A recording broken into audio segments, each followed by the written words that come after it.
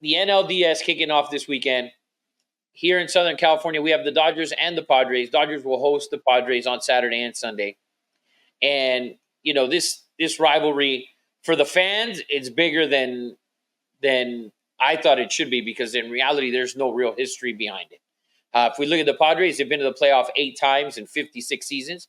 The Dodgers have been to the playoffs 10 times in the last 10 seasons, with 3 World Series appearances and winning 1 World Series. And, of course, them using the excuse that the Astros cheated in 2017. So, the Padre fans sitting here and getting all crazy and this and that. You beat the Dodgers 2 years ago, and then you didn't get to the World Series. So focus on getting to the World Series, and then from there, you can then start talking shit to the Dodger fans. But in reality, even if you win 1 World Series, the Dodgers have 6. So you will still be irrelevant, as Angel fans are irrelevant to the Dodgers. Now, if Padre fans, if you were the Giants, then you have some sort of history of actually winning something. But you guys have history of winning nothing. So we'll see probably 3 of the 10 best players in the league in this game. Manny Machado, Fernando Tatis, Mookie Betts, and of course, the best player in the league, Shohei Ohtani. Now, it's all going to be on Ohtani's shoulders is what I kind of feel like, just because we go back to what we saw last year from the Dodgers in the playoffs with Mookie Betts and Freddie Freeman, Max Muncy, and those guys. If Mookie Betts can step up and hit 280 in this series, they can win this series. If Mookie Betts doesn't hit 280 and he's 2 for 17 or something, they're going to struggle to win this series, because Ohtani can only carry them so much. Now, for the Padres, don't overmanage the game. If there's a base open for Ohtani late in the game, give it to him. Don't pitch that man, because that man is the best thing we've seen since Barry Bonds. So don't overmanage for the Padres, and for Dave Roberts, actually fucking manage. Like, you are the most underachieving manager.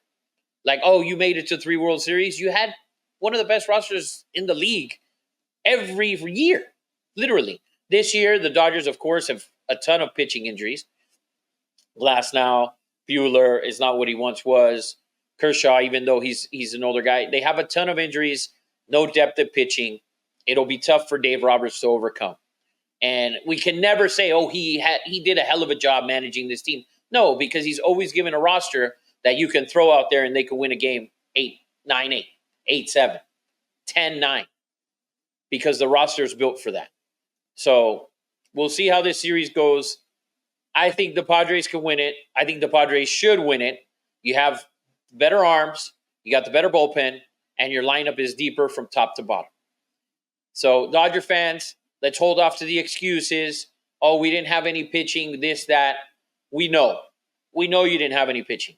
But you also have a, whatever it is, $250 million payroll or whatever it is, and you keep underachieving.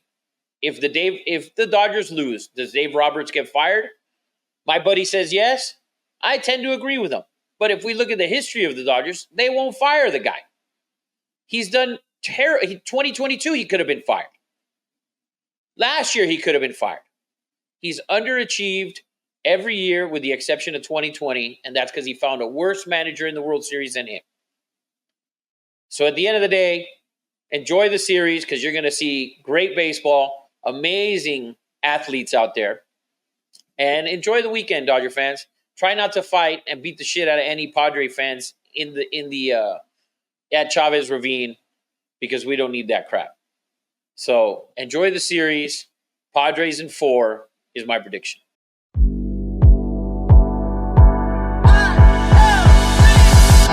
If you like our content, please make sure you subscribe on YouTube.